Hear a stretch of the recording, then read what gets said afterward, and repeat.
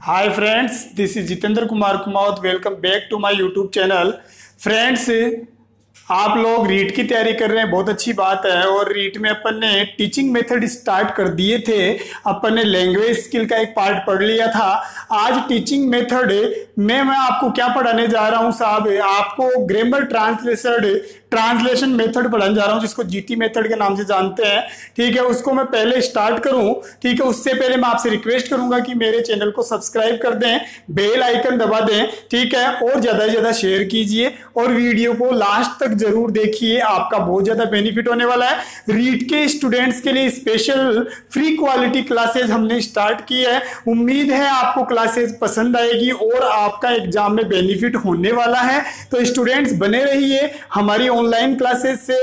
ठीक है, तो अपन ने क्या लिया था साहब, टीचिंग मेथड स्टार्ट किया था। स्टूडेंट्स क्या स्टार्ट किया था, टीचिंग मेथड अपना जो पॉइंट था उसको अपन ने स्टार्ट किया था। और इसमें मैंने लैंग्वेज स्किल आपको मैं पढ़ा चुका था। आज मैं आपको क्या पढ़ाने जा रहा हूं साहब, एक नया टॉपिक पढ़ाने जा रहा हूं, इसका क्या नाम है, ग्रामर ट्रांसलेशन। क्या पढ़ाने जा रहा हूं, ग्रामर ट्रांसलेशन मेथड। मेरी बात समझ में आ रही होगी, जिसको मैं क्या बोल सकता हूं, शॉर्ट में मैं बोल सकता हूं जीटी मेथड। क्या बोल सकता हूं, जीटी मेथड भी मैं इसको बोल सकता हूं। जी का मीन्स ग्रामर, ठीक है, टी का मीन्स ट्रांसलेशन और मेथड। ग्रामर ट्रांसलेशन मेथड को अपन हिंदी में क्या कहेंगे, व्याकरण अनुवाद विधि। व्याकरण अनुवाद विधि। देखो, टीचिंग मेथड को अपन स्टार्ट करें इससे पहले अपने को जीटी मेथड पढ़ना जरूरी होगा, क्योंकि ये जीटी मेथड अगर अपन क्लियर कर लेते हैं तो आगे के जो अपने होंगे प्रिंसिपल्स ऑफ लर्निंग लैंग्वेज जो भी है वो सारे अपन इजी वे में कर पाएंगे। अब मेरी बात आप सुने, जीटी मेथड को मैं स्टार्ट करूं उससे पहले मैं आपको 4 टर्म्स बता रहा हूं और वो टर्म्स आपके काम आने वाले हैं। पहला जो टर्म्स है वो क्या हो जाएगा साहब, फोनोलॉजी। आपने नाम सुना होगा। क्या साहब, मैं क्या बता रहा हूं आपको, फोनोलॉजी। ठीक है, ये फोनोलॉजी आपसे पूछा सकता है साहब एग्जाम में, व्हाट इज फोनोलॉजी। फोनोलॉजी क्या होती है, ऐसा क्वेश्चन आपसे पूछा जा सकता है। तो मैं यहां पर लिख देता हूं साहब, इसकी जो डेफिनेशन होगी वो क्या होगी, इट डील्स विद, और ये मैंने लिख दिया तो जी होता है। ठीक है, इट डील्स विद साउंड, बात कर लूंगा, इट डील्स विद साउंड। इसका मतलब क्या होगा, फोनो आपको पूछ ले व्हाट इज फोनोलॉजी, आप तो आप क्या बता देंगे, इट डील्स विद साउंड। ठीक है, इसके बाद में नेक्स्ट अपना टर्म आता है फनीम। क्या आता है स्टूडेंट्स, फनीम। फनीम जो होता है वो क्या होता है साहब, smallest unit of A sound. Sound की जो सबसे छोटी इकाई होती है उस इकाई को अपन क्या बोलते हैं, फनीम बोलते हैं।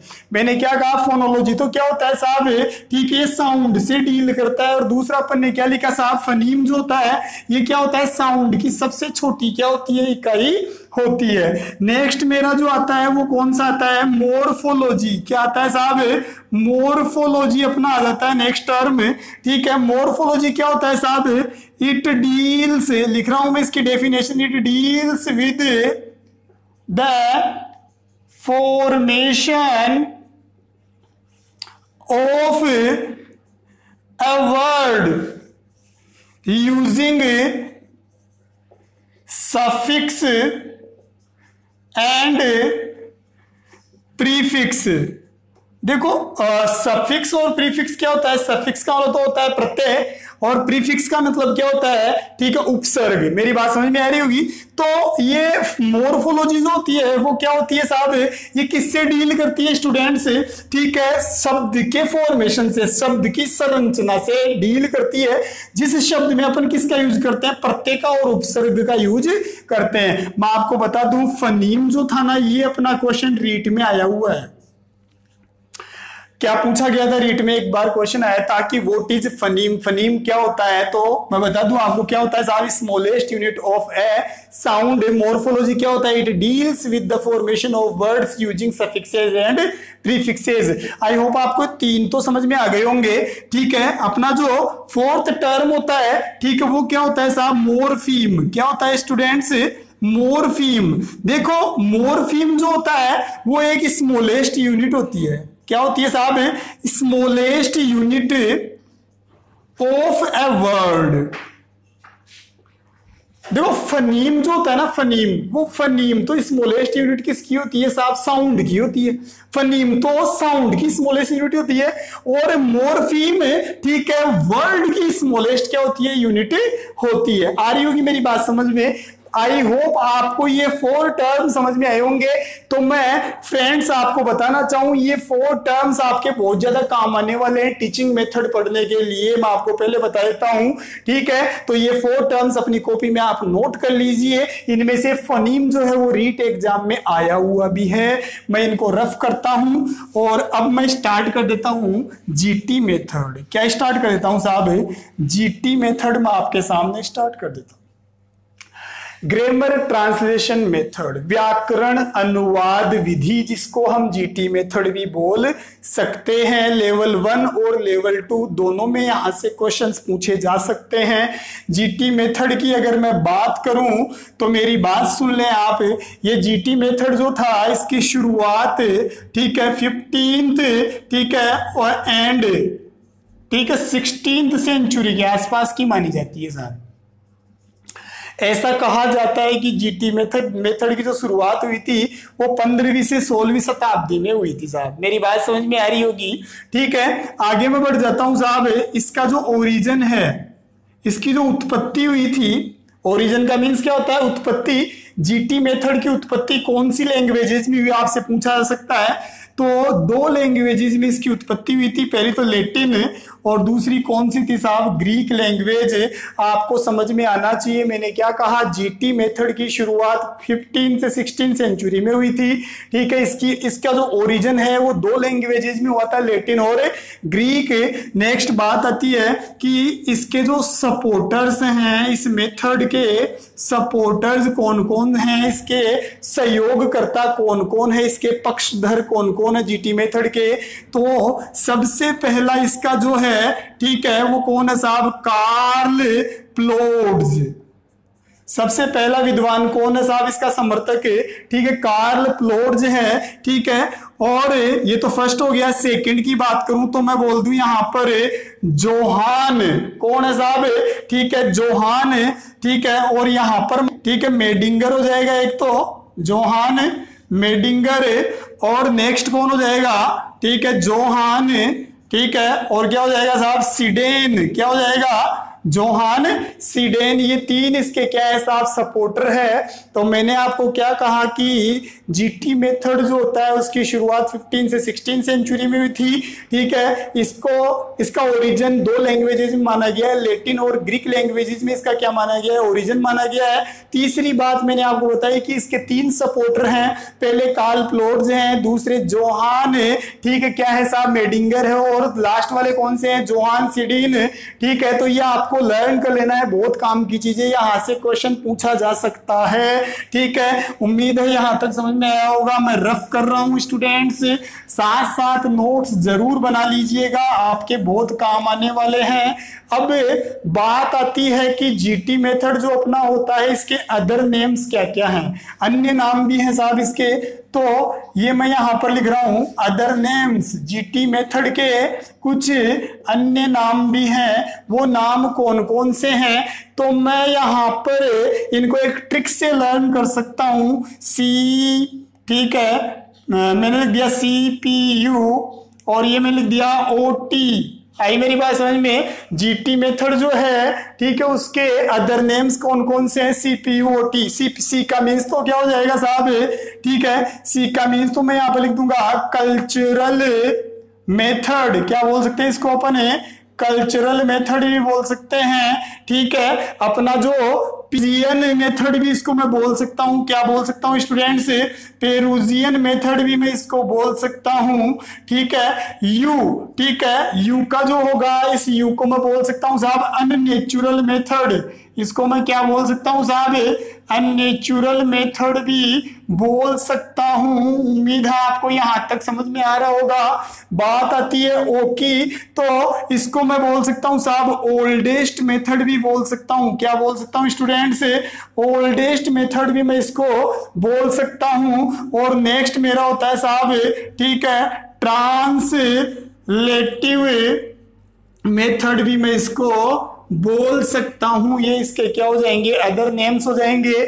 मैंने क्या कहा साहब, जीटी मेथड जो होता है, जीटी मेथड की शुरुआत 15 से 16 सेंचुरी में हुई थी। ठीक है, इसकी जो ओरिजिन लैंग्वेजेस जो थी ना, वो ग्रीक और ठीक है लैटिन लैंग्वेजेस थी। इसके सपोर्टर्स कौन कौन थे साहब, कार्ल प्लोड्स थे, ठीक है, जोहान मेडिंगर थे, और जोहान सिडमी इसके क्या थे साहब, ठीक है, सिडीन जो थे वो क्या थे साहब, इसके सपोर्टर्स थे।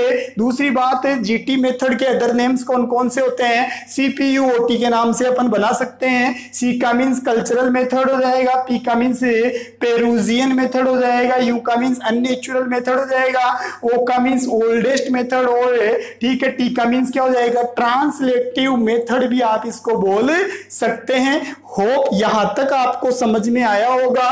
मैं थोड़ा आगे और बढ़ना चाहूंगा और आगे आपको थोड़ा सा और बताना चाहूंगा कि साहब अब बात आती है कि इस मेथड के कैरेक्टरिस्टिक्स क्या क्या हैं। क्या साहब, कैरेक्टर, क्या लिखा है मैंने, कैरेक्टरिस्टिक्स क्या क्या है। कैरेक्टरिस्टिक्स की बात करूं तो क्या बोलूंगा मैं कि इस मेथड की विशेषताएं क्या क्या है वो अपने को देखना है। तो सबसे पहली विशेषता की अपन बात कर लेते हैं स्टूडेंट्स।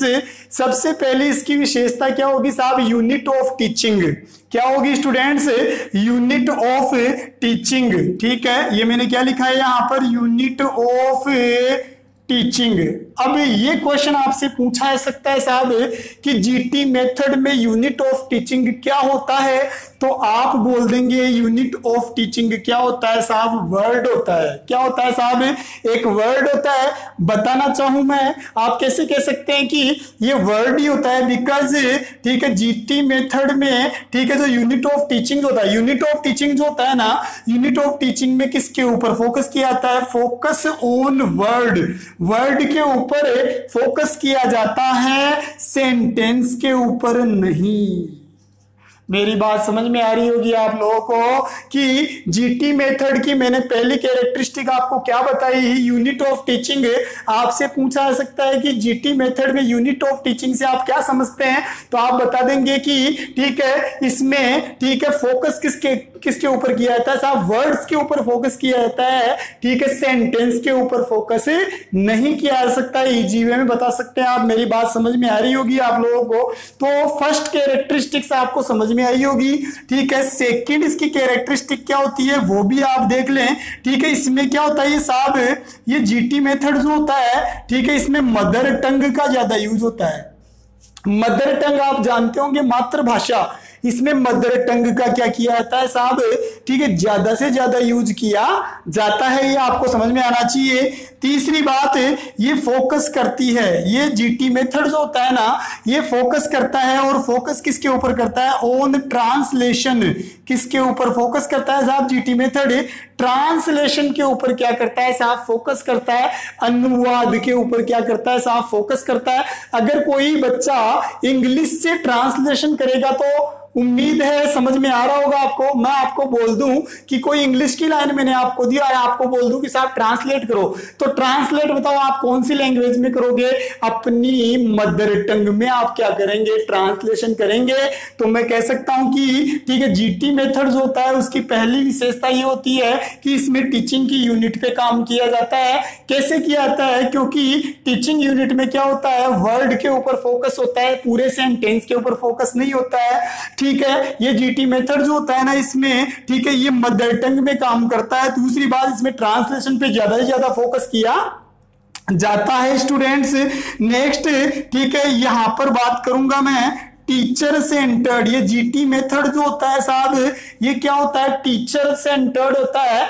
अब मेरी बात सुनो, अगर कोई मेथड टीचर सेंटर्ड होता है, जैसे मान लो आई एम ए टीचर, मैं एक टीचर हूं और मेरे इर्द गिर्द सारे काम हो रहे हैं, ठीक है, और आप क्या है साहब स्टूडेंट्स, आप मेरी बात सुन रहे हैं, तो बताओ आप वहां पर पैसिव मूड में रहेंगे या एक्टिव मूड में रहेंगे। ठीक है, एक्टिव तो कौन हुआ, टीचर हो गया, क्योंकि टीचर सेंटर्ड ये मेथड हो गया। तो ऑफ कोर्स मैं कह सकता हूं कि जीटी मेथड में, ठीक है, जो लर्नर होते हैं वो लर्नर क्या होते हैं साहब, पैसिव होते हैं, ठीक है। लर्नर क्या होते हैं साहब, पैसिव होते हैं। तो मैं यहां पर लिख सकता हूं इजी वे में कि लर्नर क्या होंगे साहब, पैसिव होंगे। मेरी बात समझ में आ रही होगी कि जीटी मेथड जो होता है वो टीचर सेंटर्ड होता है।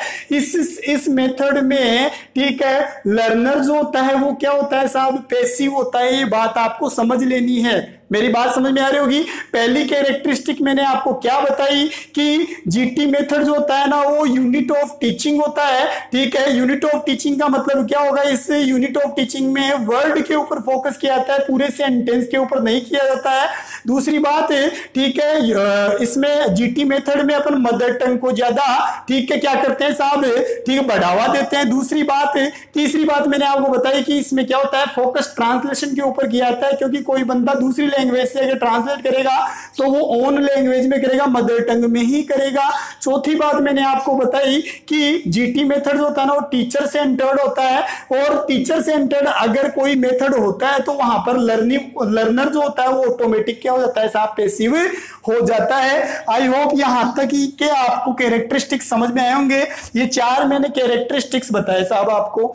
अब मेरी बात सुने, इंग्लिश में साहब अपन ने, ठीक है, 4 लैंग्वेज स्किल पढ़ी थी। आपको मैंने लैंग्वेज स्किल बताई थी, उसमें मैंने आपको 4 लैंग्वेज स्किल बताई थी साहब। और वो चारों लैंग्वेज स्किल कौन कौन सी थी साहब, LSRW। आपको याद होगा ये 4 लैंग्वेज स्किल थी। मैं कह सकता हूं कि इंग्लिश में 4 लैंग्वेज स्किल है, और मैं ये भी कह सकता हूं कि ये लर्निंग का क्या होता है साहब, एक परफेक्ट ऑर्डर होता है। आपसे क्वेश्चन पूछा सकता है what is the perfect order of learning, तो आप क्या बताएंगे, LSRW। L का मतलब मैंने आपको बताया था लिसनिंग, S का मतलब स्पीकिंग, R का मतलब रीडिंग, और W का मतलब मैंने आपको क्या बताया था, राइटिंग। तो ये तो बात हुई कि साहब अपन ने लैंग्वेज में 4 स्किल सीखी थी, ठीक है, और ये लर्निंग ऑर्डर भी होता है, ये भी अपन ने सीख लिया। अब मैं ये कह रहा हूं आपको कि जीटी मेथड में LSRW में से, ठीक है, कौन सा पार्ट ज्यादा इफेक्टिव होता है। मैंने क्या कहा, जीटी मेथड में LSRW में से ज्यादा काम कौन आता है, तो मैं आपको बताता हूं, ठीक है, कि जीटी मेथड में रीडिंग और राइटिंग के ऊपर क्या किया जाता है, फोकस किया जाता है। तो मैं यहां पर लिख देता हूं, ठीक है, कि फोकस, क्या लिख रहा हूं मैं यहां पर, फोकस ऑन रीडिंग। ध्यान दे, समझ में आ रहा है, मेरी बात समझ में आ जाएगी आपको, एंड राइटिंग। जीटी मेथड में, ठीक है, रीडिंग और राइटिंग को ज्यादा महत्व दिया जाता है, L और S को लिसनिंग और स्पीकिंग को ज्यादा क्या नहीं दिया जाता है, अहमियत नहीं दी जाती है। अब मेरे को एक बात बताइए, ठीक है, कि अगर आप बच्चे को रीड करवाएंगे, अगर किसी बच्चे को आप स्टूडेंट्स क्या करवाते हैं, रीड करवाते हैं। मेरी बात ध्यान समझना, आपके पूरा आइडिया क्लियर होने वाला है कि अगर आप किसी बच्चे को रीड करवाते हैं, उसे पढ़ाते हैं, ठीक है, अगर मैं मान लो एक टीचर हूं, और टीचर होने के नाते मैं क्या करूं, मेरे स्टूडेंट्स को बोल दूं कि ये एक पेज आपको रीड करके मेरे को सुनाना है, ये एक पेज मेरे को आप लोग मेरे को रीड करके सुनाए। तो इसका मतलब मैं बच्चों को क्या करवा रहा हूं साहब, रटवा रहा हूं। मैं क्या करवा रहा हूं साहब, रटवा रहा हूं। तो मैं कह सकता हूं कि ऐसी सिचुएशन में जो मेरे स्टूडेंट्स होंगे ना, वो क्रेमिंग करेंगे। क्या करेंगे साहब, क्रेमिंग करेंगे। क्रेमिंग का मतलब क्या होगा साहब, रटना। तो मैं कह सकता हूं, ठीक है, कि जीटी मेथड जो होता है ना, ठीक है, वो क्रेमिंग के सिद्धांत पर आधारित होता है, सिद्धांत पर आधारित होता है। मेरी बात समझ में आ रही होगी आपको स्टूडेंट्स, मैंने बहुत अच्छे तरीके से आपको इफेक्टिवली आपको पढ़ाया है। मैं यहां लिख देता हूं, मैं वैसे बोल के बताता हूं, यहां पर अगर आपको दिख नहीं रहा है तो मैं बताता हूं। मैंने कहा था कि जीटी मेथड में क्या होता है, जो अपना, ठीक है, लर्निंग ऑर्डर LSRW होता है ना, उसमें से जीटी मेथड में केवल रीडिंग और राइटिंग को महत्व दिया जाता है। अगर अपन रीडिंग और राइटिंग को महत्व ज्यादा देते हैं तो कॉमन सेंस की बात है कि बच्चे क्या करेंगे साहब, रट्टा मारेंगे। तो मैं कह सकता हूं कि जीटी मेथड, ठीक है, क्रेमिंग के सिद्धांत के ऊपर क्या होता है साहब, आधारित होता है, रट्टालॉजी के के सिद्धांत के ऊपर आधारित होता है। ये आप ध्यान में रखना, ये बहुत इंपॉर्टेंट क्वेश्चन है कि आपसे पूछा जा सकता है कि जीटी मेथड कौन से सिद्धांत पे चलता है, तो बोल देना क्रेमिंग के सिद्धांत पे चलता है। क्यों चलता है तो आप बता देंगे, क्योंकि रीडिंग और राइटिंग के ऊपर ज्यादा फोकस किया जाता है। उम्मीद है आपको यहां तक का मेरा पार्ट समझ में आया होगा। अब नेक्स्ट मैं बात कर लेता हूं साहब, ठीक है। अब एक बात बताओ मेरे को आप, ठीक है, कि अगर बच्चों को अपन रटाएंगे, अगर बच्चों को अपन क्या कराते हैं साहब, रटाते हैं, रीडिंग करवाते हैं, ठीक है, तो लर्निंग कैसी होगी साहब, ग्रामर कैसे होगी साहब, ग्रामर कैसे सिखाई जाएगी, डिडक्टिव रूप में सिखाई जाएगी। कैसे सिखाई जाएगी साहब, डिडक्टिव रूप में सिखाई जाएगी। तो मैं यहां पर बोल देता हूं साहब, ग्रामर इज टोट, ग्रामर पढ़ाई जाती है, और वो भी कैसे साहब, डिडक्टिवली। कैसे पढ़ाई जाती है साहब, डिडक्टिवली। डिडक्ट का मतलब क्या होता है, निगमात्मक। क्या होता है, निगमनात्मक, जो भी अपना होता है। तो एक बात सुने, मेरी बात सुने, मैंने पहले बताया था जीटी मेथड, जी का मतलब मैंने क्या बताया था आपको, ग्रामर। तो जीटी मेथड में जो ग्रामर सिखाई जाती है ना स्टूडेंट्स को, वो डिडक्टिवली सिखाई जाती है। अब यहां पर आप लोगों के दिमाग में ये चल रहा होगा कि यार डिडक्टिव क्या चीज आ गई, अब नई चीज क्या आ गई है डिडक्टिव हमारे पास। तो मैं बताता हूं, इंग्लिश में दो टर्म चलते हैं। एक तो होता है अपना इंडक्टिव, क्या होता है साहब, इंडक्टिव टर्म होता है, और दूसरा टर्म अपना कौन सा होता है साहब, डिडक्टिव। क्या होता है साहब, डिडक्टिव, ठीक है। इसको तो अपन बोलते हैं अनुदानात्मक, ऐसे कुछ बोलते हैं, अनुदात्मक या अनुदानात्मक ऐसे कुछ बोल लेते हैं, और इसको निगमनात्मक ऐसे कुछ बोल लेते हैं अपन, ठीक है। अब मैं आपको बताता हूं कि साहब जीटी मेथड में ग्रामर के ऊपर इतना जोर कैसे दिया जाता है, और ग्रामर जो है ना वो डिडक्टिवली कैसे सिखाई जाती है।